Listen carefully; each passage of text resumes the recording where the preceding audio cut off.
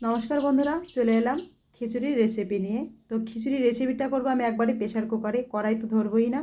তো এইখানে আমি নারকেল তেলের কৌটার 1 কৌটা চাল নিয়েছি। নারকেল তেলের কৌটাটা হচ্ছে 250 গ্রামের। তো চালের মধ্যে আমি নিলাম কলার ডাল, মসুরির ডাল আর হচ্ছে মুগ ডাল। আর এখানে কয়েকটা সবজি নিয়েছি, আলু আর বিনস, আর কিছু লঙ্কা নেব। তো এই প্রেশার কুকারের মধ্যে তেল দিয়ে দিচ্ছি, আর তেজপাতা, শুকনো লঙ্কা ফোড়ন দিয়ে দিলাম, আর একটু পাঁচফোড়ন ফোড়ন দিয়ে দিব, আর তার সাথে দেবো একটু আদা। তো ভাজা ভাজা হয়ে গেছে।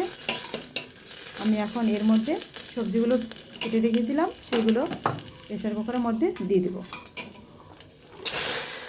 একটু জলমান সহকারেই দিয়ে দিলাম, আর একটু কাঁচা লঙ্কা চিরা সেগুলো দিয়ে দিচ্ছি।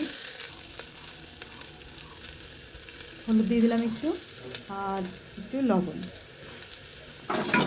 ভালো করে মিশিয়ে নিচ্ছি। চালগুলো দিয়ে দিলাম, চাল আর ডাল মিশিয়ে রেখেছিলাম সেই ডালটাই। প্রেশার কুকারের মধ্যে এই খিচুড়ি টিফিন করাটা খুবই সহজ পদ্ধতি, খুব অল্প সময়ের মধ্যে হয়েও যায়, আর খেতেও ভালো লাগে। আর একটু লবণ দিয়ে দিব, কারণ জলের পরিমাণটা একটু বেশি থাকবে, আর হলুদ আমি যেই পরিমাণে দিয়েছি সেটাই থাকবে, আর হলুদ দিব না। খিচুড়িতে একটু হালকা হলুদ দিলেও হয়, একটু হলুদ কম কম হলেও কোনো অসুবিধা নেই। তো আমি এইখানে প্রেশার কুকারে অর্ধেকের একটু কম জল নিয়ে নেব। তো জল আমার নেওয়া হয়ে গেছে, এতটাই জল নিলাম।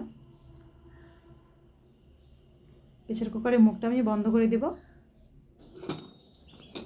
প্রেশার কুকারে বিশেষ করে আমি 4-5টা সিটি দেব, আর বেশি দেবো না।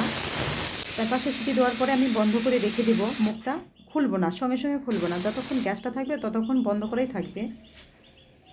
তো আমি এখন বন্ধ করে দিলাম, আর গ্যাসটা আমি প্রেশার কুকারের গ্যাসটা আমি খুলে দেবো না।